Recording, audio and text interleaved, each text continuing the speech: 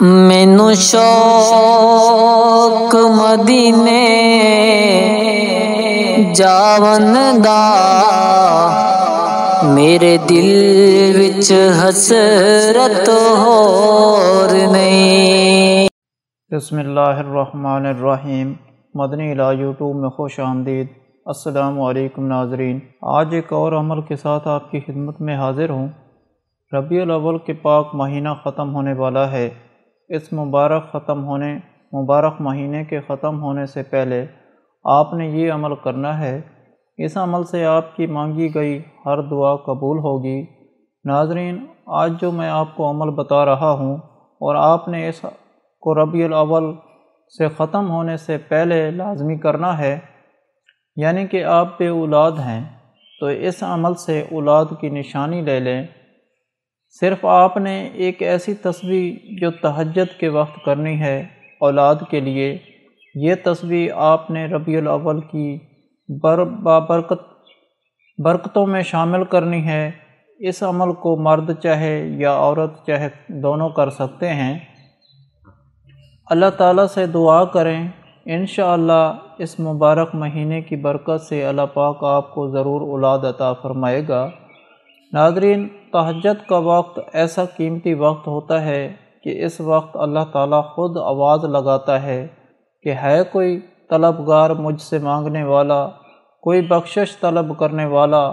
قرآن پاک میں اللہ والوں کی ایک یہ صفت بیان کی گئی ہے کہ مستغفرین بلا اسحار ہوتے ہیں، یعنی تہجد کے وقت وہ لوگ بخشش طلب کرتے ہیں۔ اللہ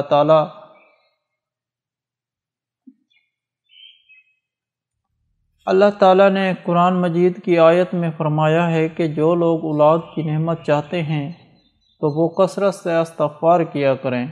تو ماہ ربیع الاول کے اس بابرکت دنوں میں ہر کوئی تہجد کے نوافل کا اہتمام کر سکتا ہے۔ اٹھنے کی بدولت ہم نماز پڑھ سکتے ہیں تہجد کی نماز کے حوالے سے، بلکہ تہجد کا ایک خاص وقت ہے جو کہ سحری کا وقت ہوتا ہے۔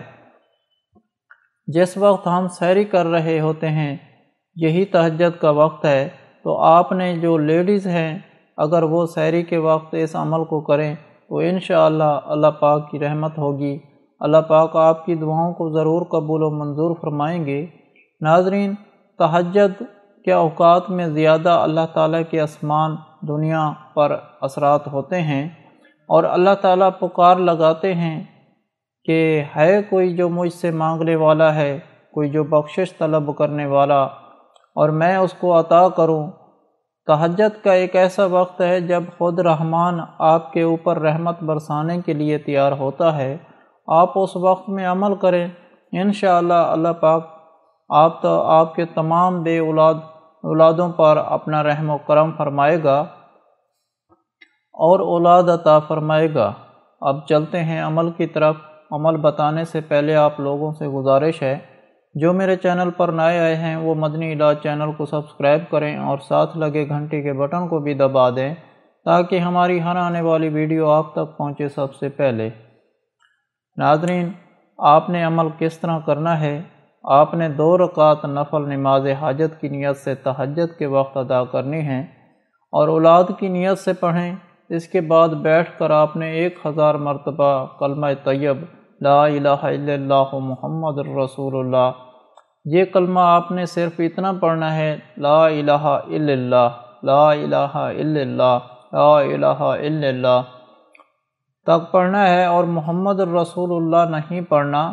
999 مرتبہ آپ نے لا الہ الا اللہ، لا الہ الا اللہ پڑھنا ہے۔ پھر آخر میں 1 مرتبہ پورا کلمہ طیب پڑھیں، لا الہ الا اللہ محمد الرسول اللہ، یہ پڑھیں۔